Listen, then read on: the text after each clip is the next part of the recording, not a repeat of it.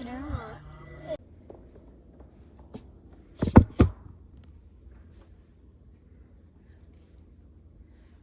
that you're at a sports practice and you've all been working out in the heat. Everyone's getting exhausted. And out of the corner of your eye, you see your friend collapse. Would you know what to do in this situation? A situation such as this requires immediate attention. And according to school CPR, although Texas requires coaches to be CPR certified, there are hundreds of other situations where there will not be someone certified at the scene, and someone who experiences cardiac arrest needs immediate attention in order to make it out of this situation alive.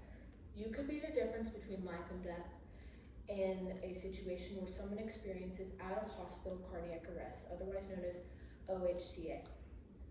My name is Mary Esterly. I'm a American Red Cross certified lifeguard.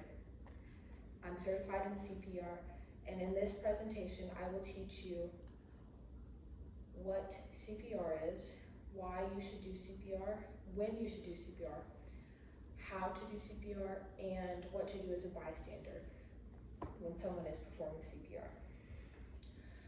This brings me to my first point. What is CPR? CPR stands for cardiopulmonary resuscitation. The basic purpose of CPR is to circulate oxygenated blood to the brain and vital organs of the body.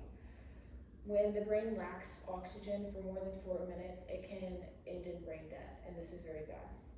Performing even low-quality bystander CPR, according to the American Red Heart Association, can be life-saving in certain instances. Now that we understand what CPR is, we can move on to my second point. When should you perform CPR? How do you know whether or not you should perform CPR? For this, I will need to demonstrate to you how to check a person to see if they are unconscious. I will have my victim lay down. Lay down. So if a person collapses, you need to immediately assess whether or not they are unconscious. To do this, you will kneel down on their right side and you will shake their shoulders and shout at them. If they are unconscious, they will not respond.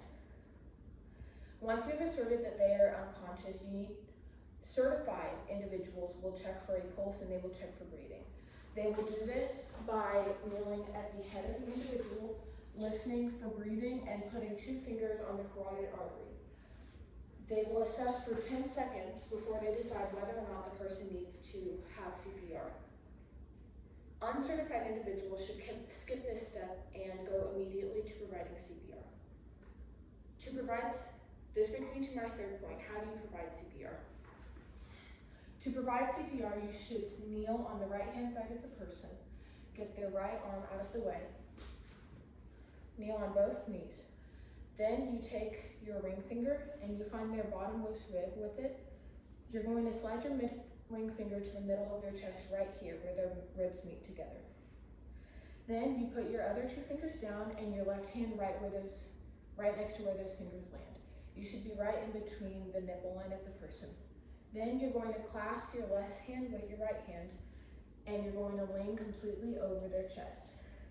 At this point, you're going to give 30 compressions at a rate of 120 beats per minute. Every single compression for an adult should be in between 2 inches and 2.4 inches deep. For children, you should get at least 2 inches deep, but no more than 2.4 inches, according to the American Heart Association. According to Mayo Clinic, babies or infants should only have chest compressions done 1.5 inches deep. While you are doing CPR, you need to count out loud and make sure that you are doing it at a rate of 120 beats per minute. Some songs that have this BPM are Staying Alive, and you can sing this song in your head or even have someone sing it out loud to help you stay on beat so that you are performing CPR at the correct intervals. After you have given 30 compressions, if you are comfortable, you should provide rescue breaths. This is generally only recommended for people who have been previously certified or trained in CPR. If you are not comfortable giving rescue breaths, you should simply continue giving chest compressions until emergency medical services arrive. Now, in many situations, there will be bystanders who will not be aiding in CPR. There are still ways that they can help with the situation. The first way that a bystander should help with this situation is by calling 911. Calling 911 should be your first step of action once you've asserted that a person is unconscious. Once you've called 911, it is imperative that you find an AED. AED stands for Automatic External Defibrillator. I have a makeshift AED right here to show you how to use one. So AEDs will have 2 pads inside of them. You're going to take your AED. One pad should go on the top right of the unconscious person's chest, and the other pad will go on the bottom left of their chest. So right here and right here.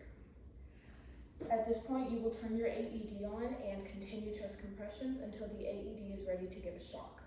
When the AED is ready to give a shock, everyone performing CPR and bystanding should move at least 6 feet away from the person. At this point, you should continue CPR until emergency medical services arrive. Another thing that you can do to help with the situation as a bystander is to switch out with the person doing CPR. CPR can be exhausting, and if the person needs to switch out and someone else at the scene is comfortable helping with CPR, they can help them by taking over chest compressions for 2 or 3 rounds. Now you know how to provide CPR, why you should provide CPR, and what you should do as a bystander in a situation where CPR is necessary. Thank you so much for listening to my speech. I hope you were able to learn something today, and you will be prepared for any future situations where CPR is necessary.